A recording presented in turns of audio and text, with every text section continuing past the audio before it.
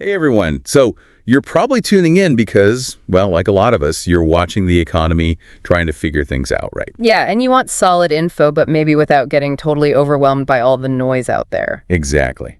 And that's what we're aiming for today. We've been looking into the experiences of baby boomers, specifically those who went through the Great Recession back in 2008.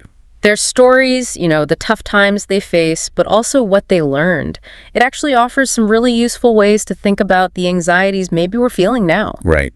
So our mission, if you like, for this deep dive is to pull out those key lessons, the stuff you can actually use, and hopefully keep it interesting along the way. Precisely. It's about looking at these real journeys, real people navigating economic storms, and finding those core ideas that help them through.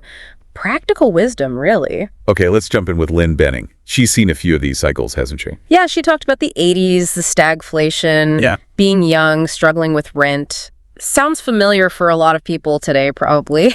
For sure. Then fast forward to 2008. Married, new house, and bam. The financial pressure got so bad they actually had to sell that house, and at a loss. Oof. That's rough.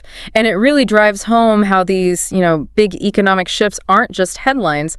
They hit people personally hard. Yeah, it affects your home, your security. For Lynn, 2008 wasn't abstract at all. It was a massive life disruption. And you can see how that shapes her thinking now, right? With things feeling uncertain again. Totally. She's deliberately pulling back on big purchases, focusing hard on savings. It really feels like lessons learned the hard way. Absolutely. She mentioned specifically how having cash on hand and staying away from credit card debt, how crucial that was for bouncing back before. So now she's doubling down on that strategy. More savings, being careful about spending. Exactly. Building that buffer. But the thing that really jumped out at me from her story was that quote. She just said, sometimes you're going to have bad luck. We just sucked it up and started over again. Wow. Yeah. There's a real, resilience in that, isn't there? It acknowledges things can go wrong, things outside your control. Right. And sometimes the main thing is just how you respond, that ability to adapt, to start again. What do you make of that? I think it highlights that human ability to bounce back. Economic hardship is awful, obviously, but it doesn't have to break you permanently. Her attitude kind of focuses on what you can control, maybe, your reaction, the effort you put into rebuilding. Exactly, when the external stuff gets tough. And that resilience feels so needed right now, doesn't it? With all the news.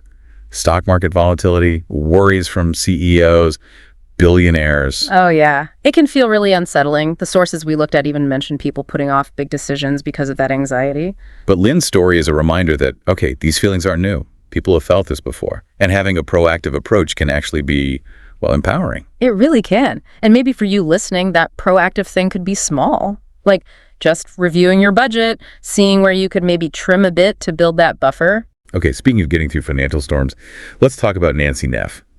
She had a specific experience during the 2008 housing crash. Right. She was in her mid-50s then, and most of her investments, like a lot of folks, were tied up in her 401k. So when the market tanked, her portfolio obviously took a hit.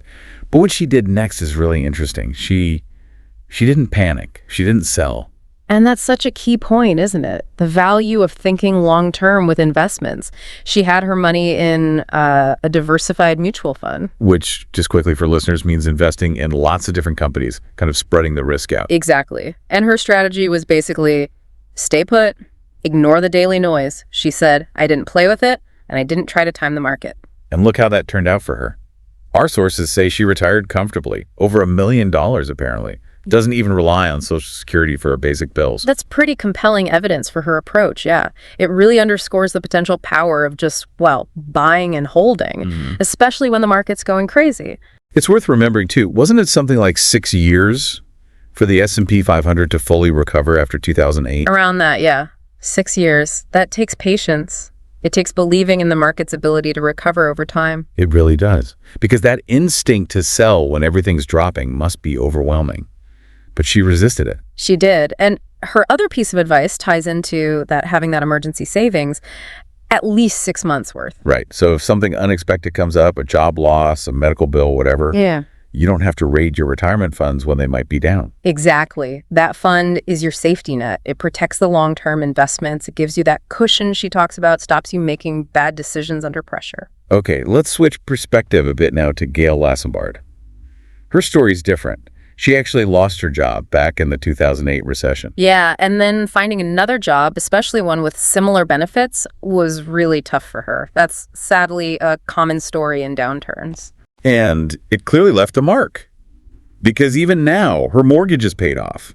But she's still very focused on cutting costs, saving money, because she's worried about another recession. You can really see the lasting psychological impact, can't you? That experience of job loss, benefit loss. It creates a sort of financial vigilance. And her cost-cutting examples are so concrete. Paid off the car that saved $200 a month right there. Less eating out, less entertainment.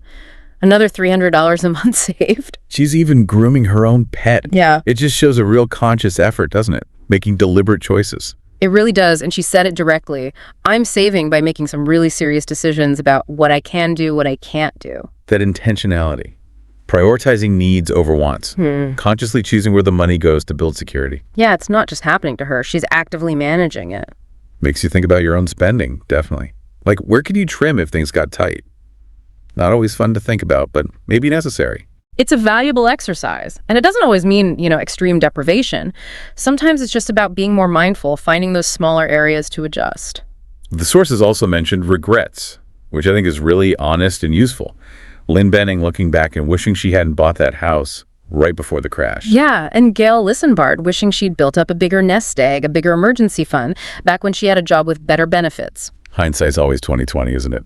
But those reflections are useful warnings, maybe, about timing big decisions or prioritizing savings. They absolutely offer lessons. Lynn's regret speaks to maybe the risk of big purchases in uncertain times.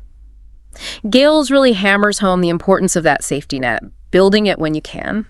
But it wasn't all regret. They definitely gained wisdom, too. Nancy Neff, for example. Right, she talked about proactively adding more to her emergency fund when things felt unpredictable. And using accounts that earn compound interest, making her savings work harder for her. It sounds like she really learned from 2008 and adjusted. Yeah, compound interest, just quickly, that's earning interest on your interest. It's how savings can really grow over time.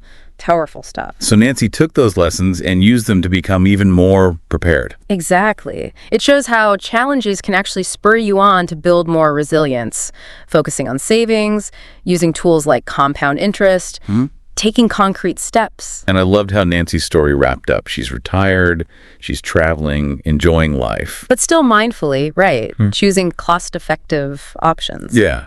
It shows the payoff, the long-term benefit of living within your means, having that cushion she emphasized. Her advice really sums it up. Live well within your means when times are good so that when times are bad, you still have a cushion. So simple, but so powerful. And she said, I have always had enough of a cushion. It really ties it all together. Her current lifestyle is the direct result of that discipline, that long-term view she maintained, especially through those tough economic times. Okay, so as we kind of pull this all together for you listening, what are the big takeaways here?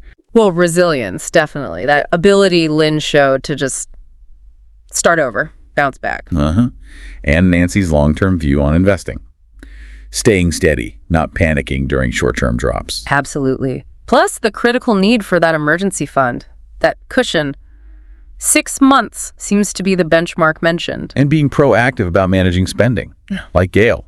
Making those conscious choices, cutting costs when needed. And just generally learning from the past, right? Both the successes and the regrets from previous cycles. Yeah.